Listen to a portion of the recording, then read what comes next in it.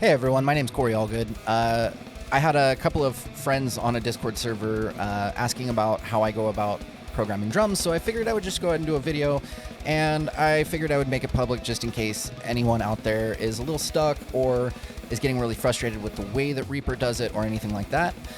So let's go ahead and dive in and see how I program drums. So here we have just our project. It's just kind of a throwaway little project. Like, I mean, I might use the riffs one day, but it's just kind of something that I threw together. So without the drums, here's what we've got.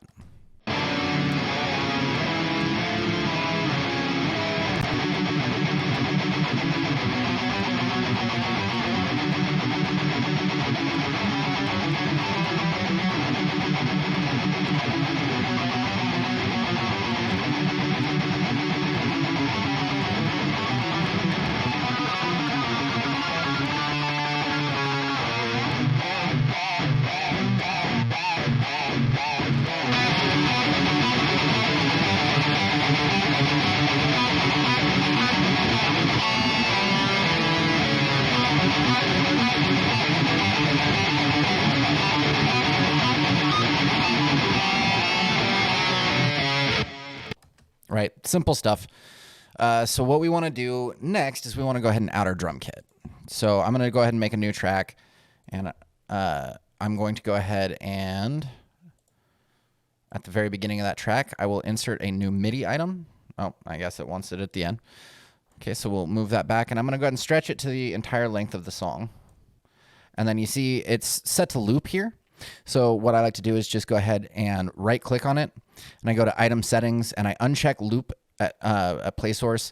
Now, if you want to use loops, no judgment at all. It's a great tool to just kind of get through and kind of have a product ready to go, especially if it's like you're doing a writing project and you want to just kind of have a basic idea for your drummer to kind of follow.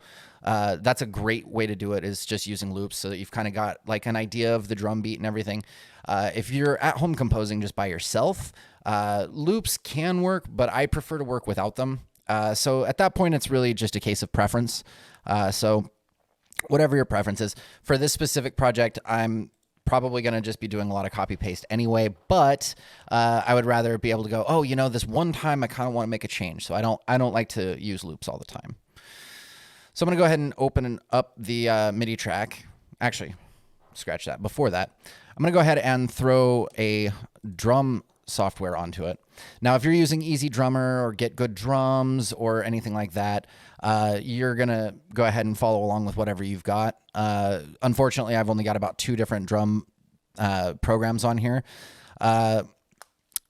The first one I'm going to go over is going to be Superior Drummer. Now, if you're using Superior Drummer the way I'm going over in this tutorial, you're not doing it right. And if you need, I can show you a video on using Superior Drummer to program drums. And I'm kind of going to go over why I don't actually want to use Superior Drummer for this project. So if I open this up, and it takes a little while to load, I'm going to go ahead and grab just whatever drum kit I want to use. I really like Andy Sneap, so we'll use Andy Sneap 2. So if I was to go ahead and add a MIDI block here and keep my MIDI window and Superior Drummer open, the reason I don't want to use Superior Drummer this way is Superior Drummer has a lot of articulations. So each note has its own thing, and there's over 100 in here.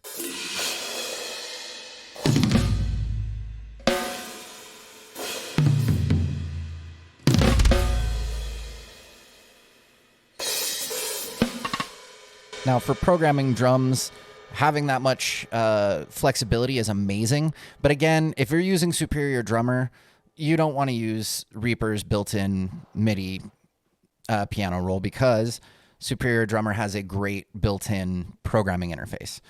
Now, if you're using Easy Drummer, unfortunately, they don't have that in there, and so you're going to want to follow this guide a little bit more. Or if you're using Get Good Drums, or if you're using pretty much any other software out there. So instead, what I'm going to be doing is I found a really awesome free drum library. It's called Panda Sound Library. It's called the Restraints Kit. from Panda Sounds. I'll go ahead and throw a link into the description of the video. So if you want to have this kit, you can download it. The way that you open this one up is you actually download Perfect Drums Player. And I don't even remember the developer name on Perfect Drums. Is it no? Yes. No. All right, I'll just go ahead and search PD. Perfect Drums Player, Naughty Seal Audio. And then if I go ahead and load in my drum kit,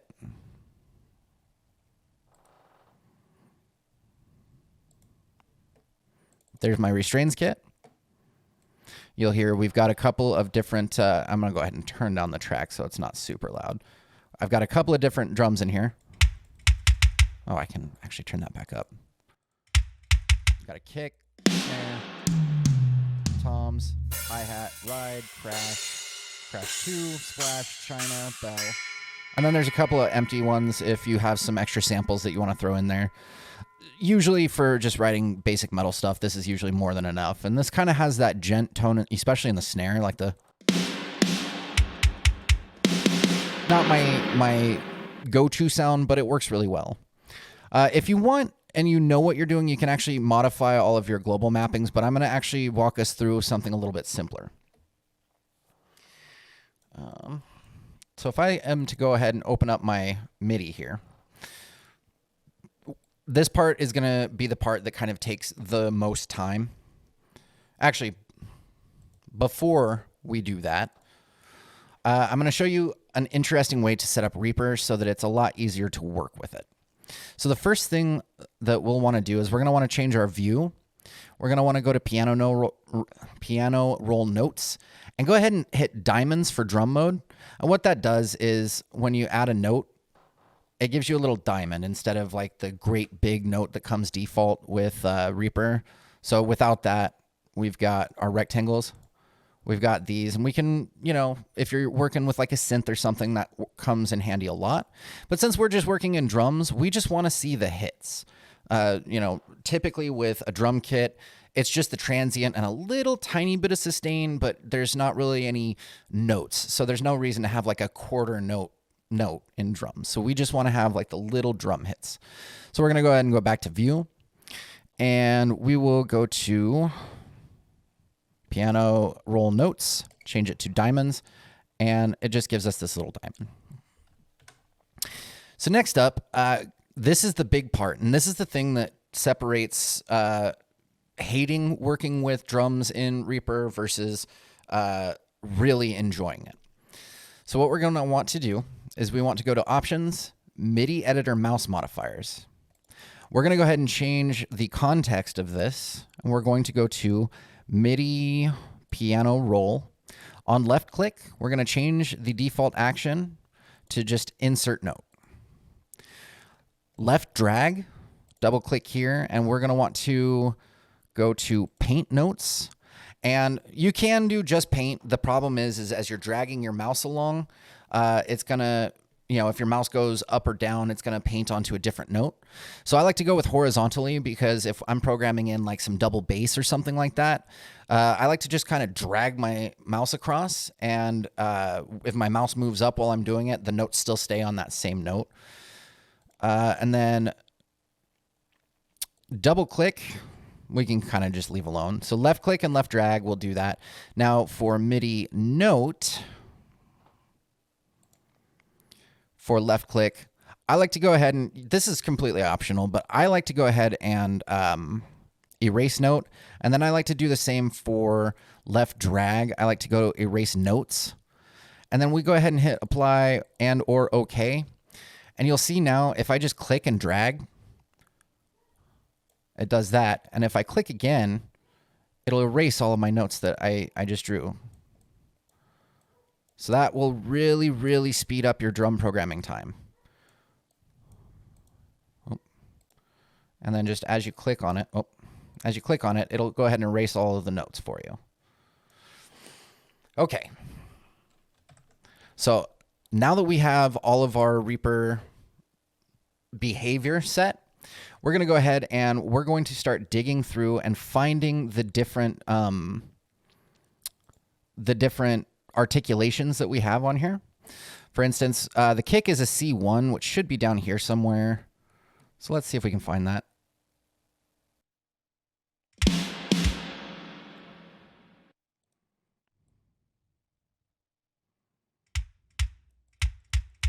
Okay, so we found our kick.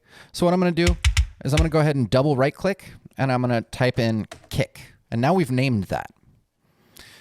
And then we're going to go ahead and there's the snare. So I'm going to double right click and I'm going to go ahead and name that snare. And this part's a little tedious, but I'm going to show you a trick to where you don't have to do this anymore at the end. So stick with me. Okay, so we got tom 3, which sounds like a floor tom to me.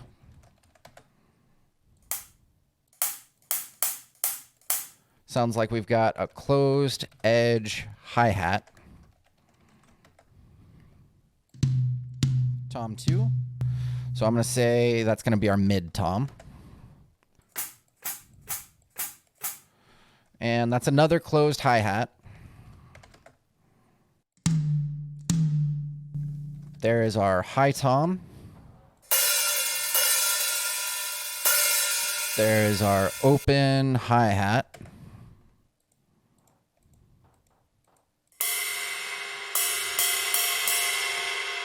There's our ride.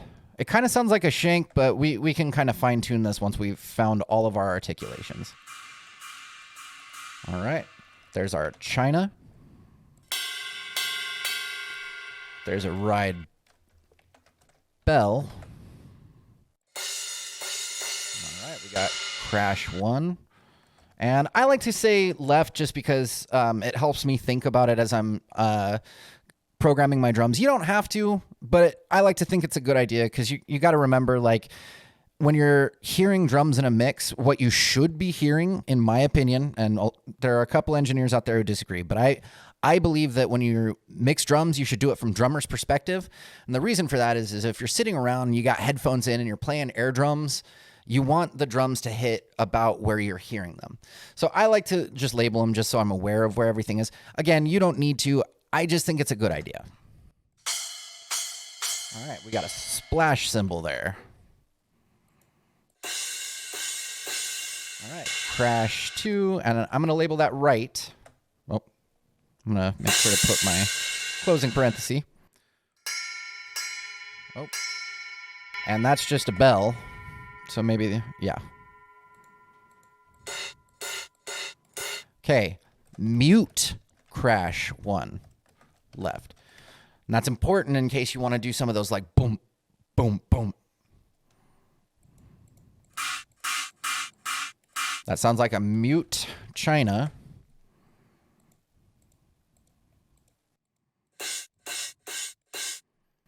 Mute crash 2 right.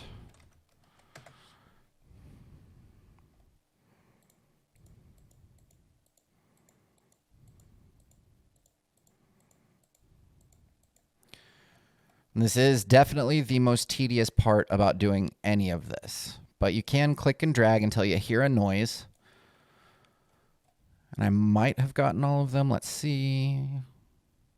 Okay, so it looks like I'm going to just count so I'm sure. I've got 1, 2, 3, 4, 5, 6, 7, 8, 9, 10, 11, 12, 13, 14, 15, 16, 17, 18. And I'm going to look at my global mappings, and I'm going to see how many are actually assigned. Looks like I've got 1, 2, 3, 4, 5, 6, 7, 8, 9, 10, 11, 12, 13, 14, 15, 16, 17, 18, and 19. So it looks like I missed one on the way. Let's see if I can find it. It's probably a bell.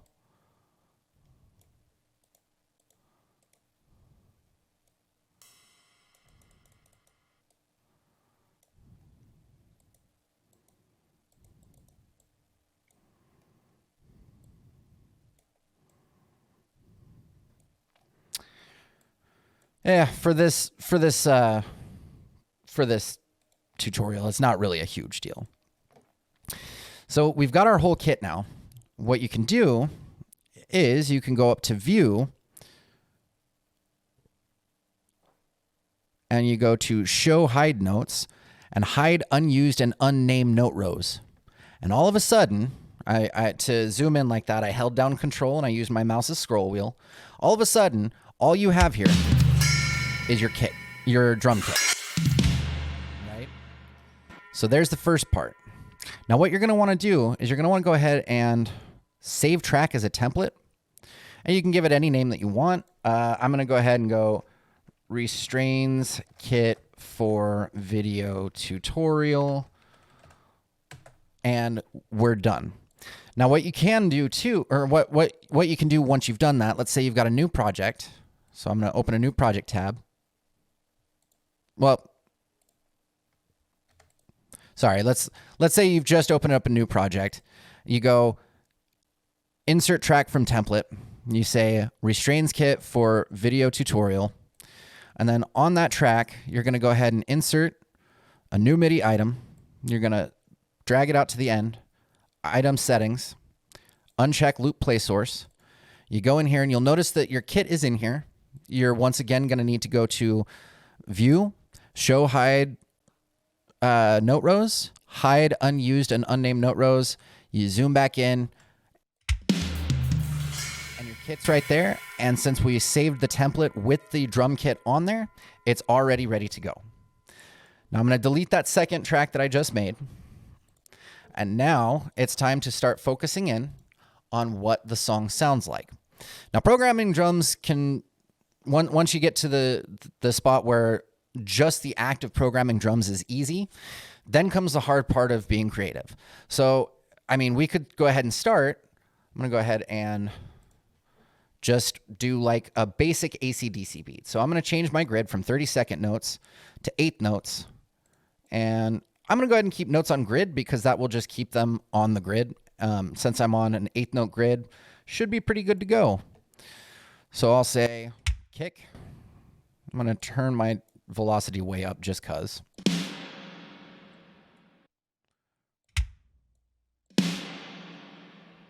Oh, and that's another thing. To select notes, right-click somewhere and hold the right-click button down and just drag over them, and you select all of the notes. So there I've got just a basic AC/DC beat. And just because, I'll go ahead and copy, paste. Oh, paste it a couple of times so we have an AC/DC beat. And then I'll go ahead and, where's my hi-hat? There's our open hi-hat. I'll just draw some 8 notes in there. And I'll go ahead and add some crashes on the first hit, not the mute. Suddenly we've got this.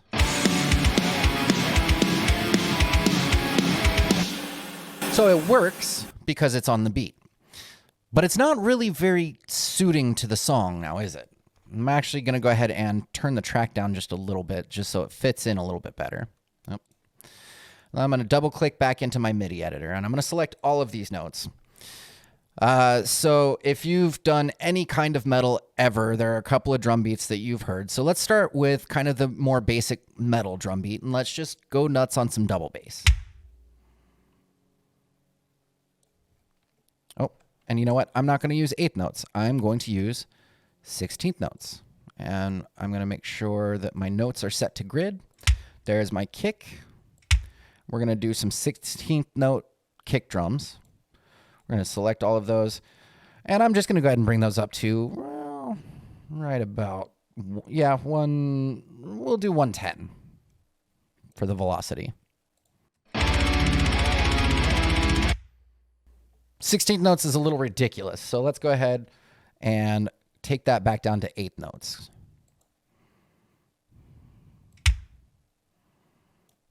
And I'm going to go ahead and select these, bring the velocity up, right about 110. Okay, so we've got a kick pattern going. Now, if we want to go ahead and just add some crashes in, I like to make my crash cymbals pretty loud. So we could just make this kind of a, you know, standard beat. I don't think that it really works necessarily with this, but you know, let's go ahead and do it. We'll do like a on the 3. And if you didn't notice, up here in the very top, you've got a label for each beat. So we've got measure 3, beat 1, measure 3, beat 2, 3, 4, 1, 2, 3, 4. So it's really easy to follow the grid and not get lost with where you're at. So let's see where this is. I don't think it's going to be great, but we'll see. Okay, you know, it's fine. It's fine. And let's go ahead and just throw a little quarter note China pattern in. Let's see how that sounds.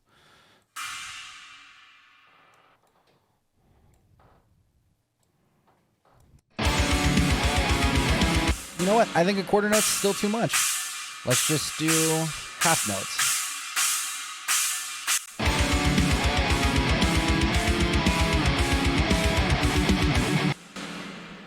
Now, again, this beat works just fine. But I think any of us who have been listening to metal for a very long time can already hear maybe a different kind of beat. So we'll go ahead and take it down to, I think it was 1/8 notes was what we wanted for the kick. So we'll go ahead and just, we'll sprinkle in some 1/8 note kicks. I'm going to take those up to about 110.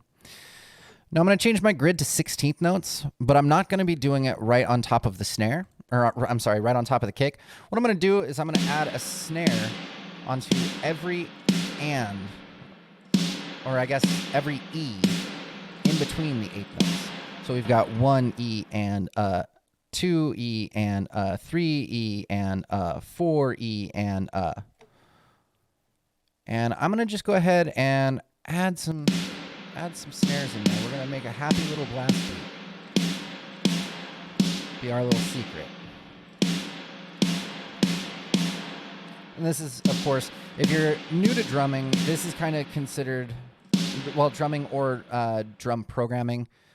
This is considered, or this is called a traditional blast beat. I'll get to that in just a minute.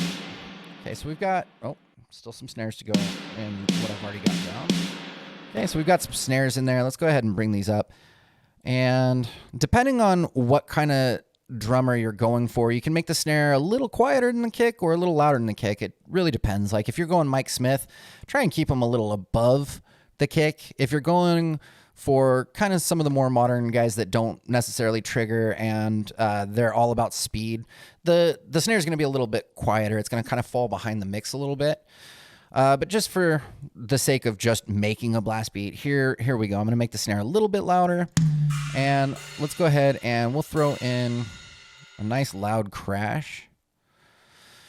And for the traditional blasts, I like to go ahead and put the cymbal on the kick, not on the snare. Now, if I was doing an inverted traditional, I would probably favor the snare and the cymbal playing together, or if I'm doing a hammer blast or something along those lines. And again, we can get to that in a minute. So for this, I'm going to go ahead and we'll throw a hi-hat onto the kicks. And I can go ahead and just take this back down to 8th notes because the kicks were all done in 8th notes.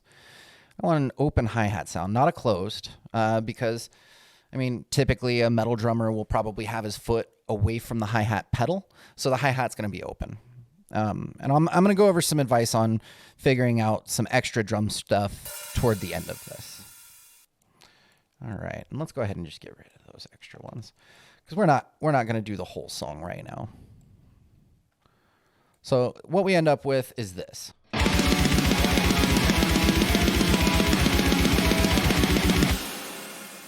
And you can tell it kind of turns into this like gnarly, dissonant, well, not even dissonant, but this gnarly, like aggressive sort of almost tech deathy kind of a sound.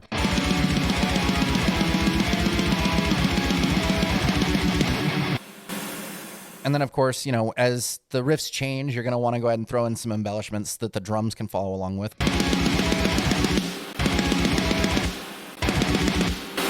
Sounds like it happens right on this measure. So we're going to get rid of that hi-hat.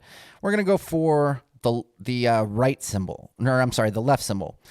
And the reason I'm going for the left cymbal specifically on this one is I want you to think about any time you've seen a drummer, their hi-hat is going to be over on their left side. Typically, if you've got a left-handed drummer, I mean, it might be different, but your typical drummer, you're going to see the hi-hat right here on the left side of them.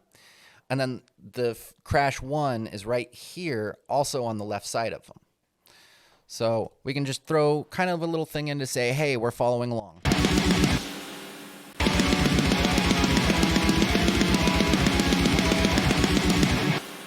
you heard like it right as the riff changed.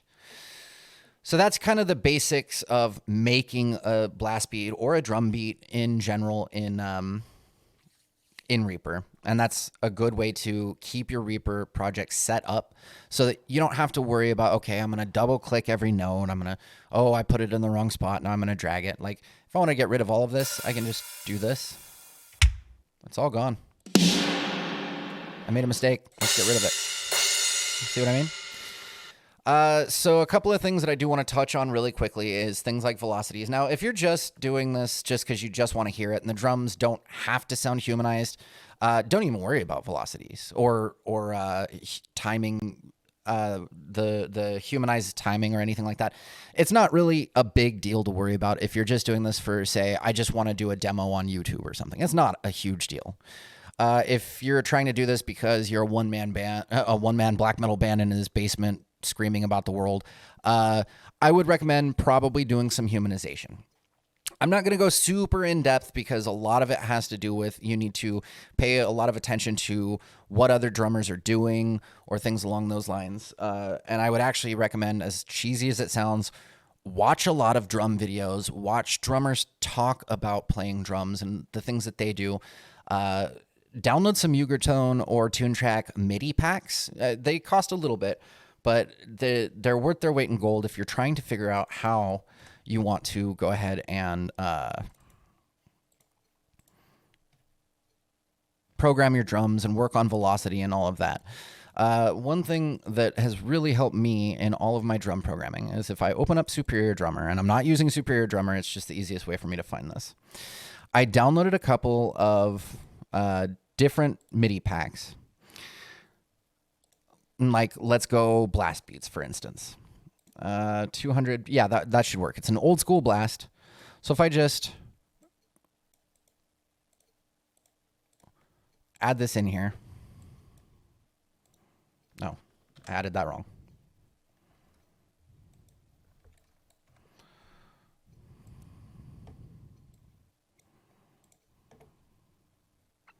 Blast beats, hi-hats open, 3. And I'm going to go ahead and just move you in there.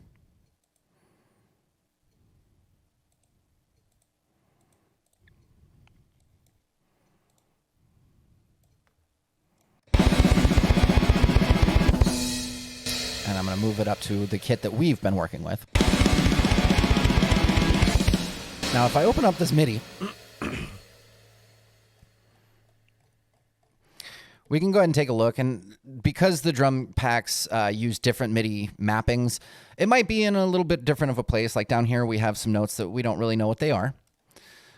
So that's another thing that we can work on when we're dealing with our mappings and stuff. We can look at how things are mapped. We could work on setting global mappings up to follow the general MIDI. But anyways, that's not the point of what we're doing right here. So here we have our snare. Now if we zoom in and we only look at our snare, and I've right-clicked to select all of our snare notes. If we look, and I'm going to change our grid down to, let's say, 16th notes. If you look really carefully, something that a lot of drummers do is a lot of drummers rush. And the reason is you get really excited, you want to play fast. Now, if you're a guitar player or a bass player, you know what rushing is because you get really excited and all of a sudden you're ahead of the beat. A lot of metal drummers do that, and they don't do it to the point where, oh my God, it sounds terrible. They do it to a point where if you were to zoom way in, you see that their hits are happening before the beat. You'll also note kind of some of the differences in velocities. One of the things that you'll notice is the first hit here is louder, the second hit is softer. the first hit is louder. Now, when a drummer plays a blast beat, not everyone, but a lot of them will do a full arm motion for the first beat, but then they'll do a wrist or a finger motion on the second beat. So the second beat is usually a little quieter, and that first beat is kind of the more accented note. So definitely something to think about there. If you're trying to work on velocities and timings, definitely look at some of the MIDI that's out there. See what velocity everything is at for some of the drummers that have recorded some MIDI drums for you to listen to. So if I was to go ahead and use kind of some of those,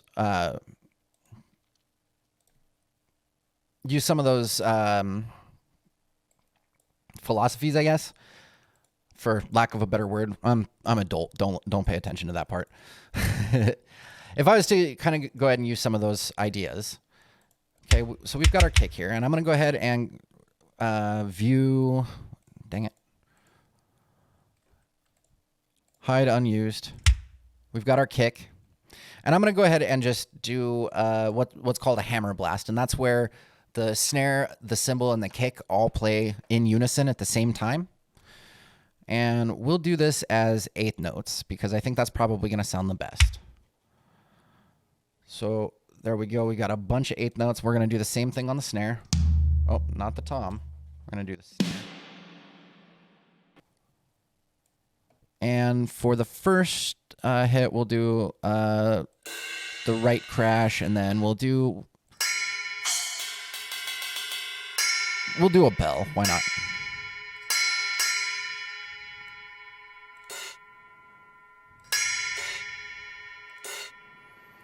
So if I was to play this back,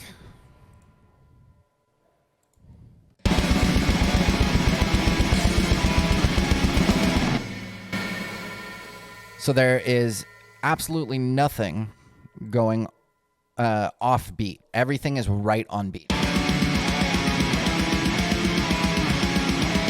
Now you may think that that's what you want if you're trying to go for realistic, but that's actually not, because no drummer ever plays that perfectly.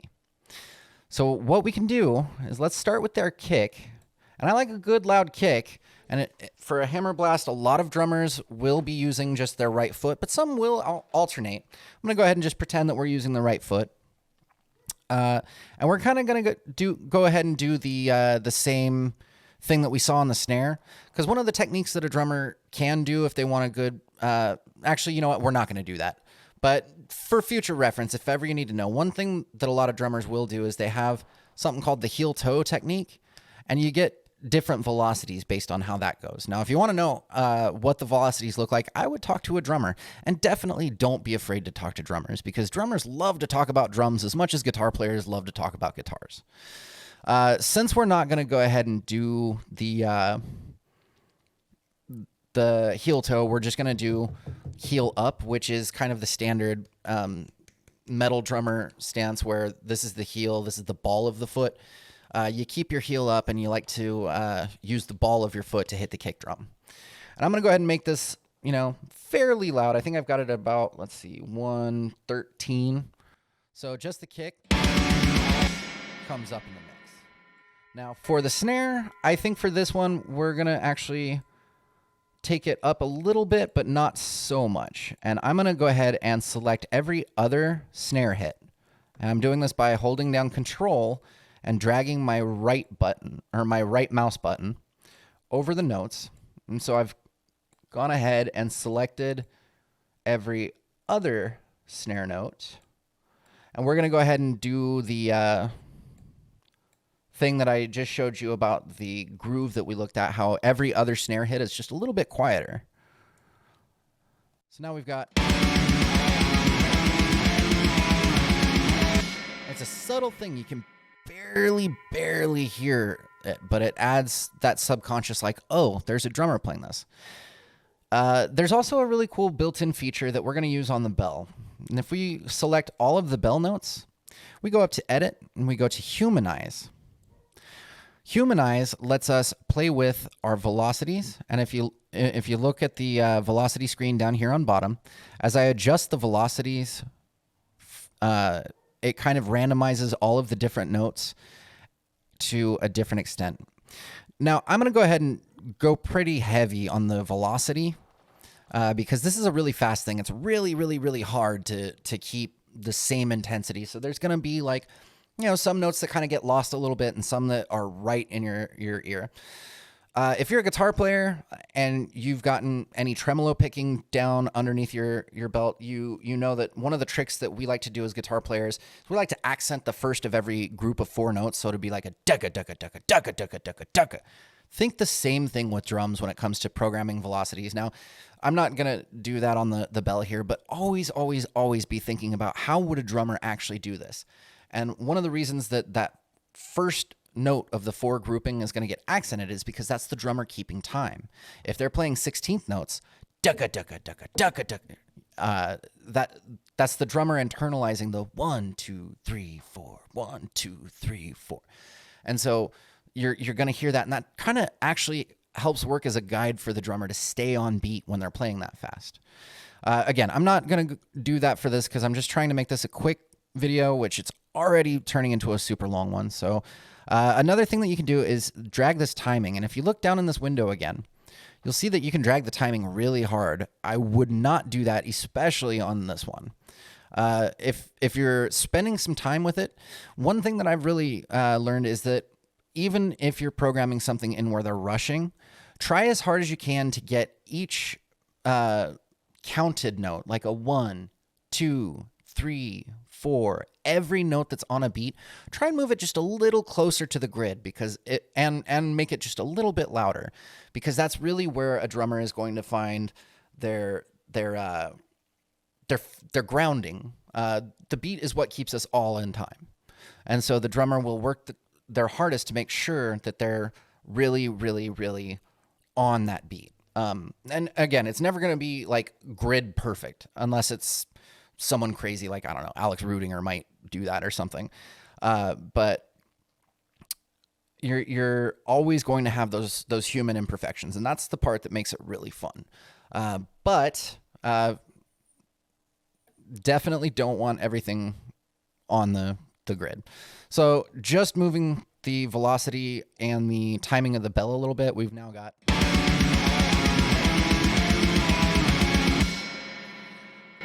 Now I'm going to go ahead and adjust the timing of the kick and the snare together. And I'm going to go to Edit, Humanize. And I am going to mess with the velocity just a little bit, but I think I'm going to keep the velocity changes down to a low amount, probably about a 12. And we'll see how that goes. We might undo and redo it.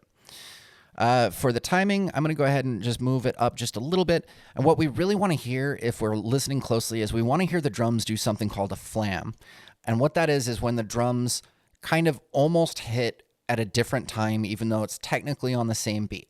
Think about if you ever have seen a drummer take their sticks and crack them both down onto the snare at the same time, but you can hear the individual hits. We want to hear that happen between the kick and the snare and the bell, because again, no drummer is going to be 100% in unison. So let's just try that out and see how it sounds. I'm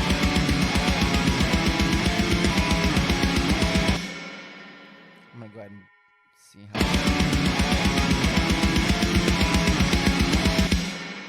And here we're kind of getting that more human sound. Now, to really get it human, you're going to want to play with all of these a lot in order to really get that human sound to it. Now, one thing I do want to go over is if you are writing for drummers, always, always, always keep in mind that they only have 2 legs and 2 arms, and there are drummers out there with less. And so try and keep in mind what your drummer is capable of. Don't put 6 tom hits, 2 kick hits, and 8 cymbal hits all at the same time, because that's completely impossible to do for one single drummer. So what I like to do is I always like to remember they've got 2 feet. Work with the 2 feet. They've got 2 hands. Work with what 2 hands can do. If you ever get stuck on that, always look at what a drum set looks like. Another good thing that you can do is if you've got some pens or pencils or even some drumsticks, tap on your desk a little bit and kind of see what it would feel like for you to try and play some of these patterns. If you aren't a drummer and one of the things that you are doing is writing for a drummer and you want to say like, hey, I want a fill here, but you don't really know any drum fills, I'll go ahead and show you a real quick drum fill, and that'll be kind of the end of our lesson. Just a real quick little drum fill. Let's see, where do we want it? I think I'm going to go ahead and start here. I'm going to get rid of that bell. I'm going to get rid of that kick. And the reason that I got rid of the bell and the kick is because this is where we want it to turn into, or where we want to remember they've got 2 arms, 2 feet. That's all they have to work with. So, and again, I'm just going to show you one drum fill, and you can always use it and say, this is just a filler drum fill. I want you to write a fill that speaks to you. So let's go ahead and we'll do a snare, snare, kick, kick, high tom, kick, kick. Actually gonna back it up just a little bit more. I think probably this whole measure actually. So let's go snare, snare, kick, kick, high tom, kick, kick, mid tom, kick, kick, floor tom, kick, kick.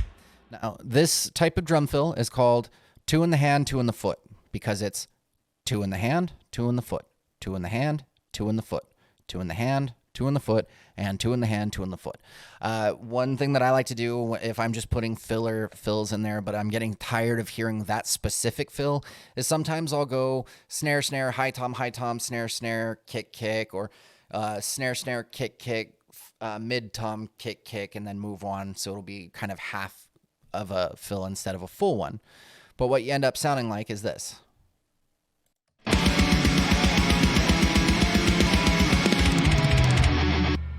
And it sounds like a fill. And like I was saying, you can kind of just grab some of these, get rid of them, throw some more snares in. Why not? So we've got.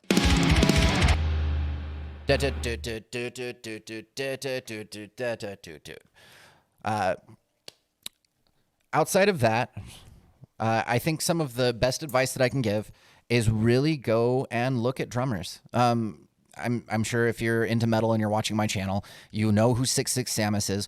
One of the best videos I think a drum programmer could watch is his different types of blast beats videos that he does, because he gives you notation and it gives you a very solid understanding of what each blast beat is. He goes over things like the diarrhea blast, the Dirk blast, the pussy blast, all of these different blast beats, and it kind of gives you an idea of some variation of different blast beats. Outside of that, you've got just your standard double bass beats that pretty much anyone can do just by drawing with the setup that I've shown you here in Reaper. And if you really want to get really into some of the more intricate stuff, go watch drummers play and just try transcribing them. I really hope that this stupid video has helped somebody out there. If it helped you, or if you have any questions, go ahead and throw them down into the comments. I'm more than happy to help. If there's anything I can help with, I will. And if I don't know how to do something, maybe I'll Google it, or maybe I'll kind of give you kind of the idea of where to start to look for it. Thanks so much for watching. I really appreciate you. Go ahead and hit the like and subscribe button if you want. You don't have to. No one's making you stay here. I hope you have a great rest of your day. Peace.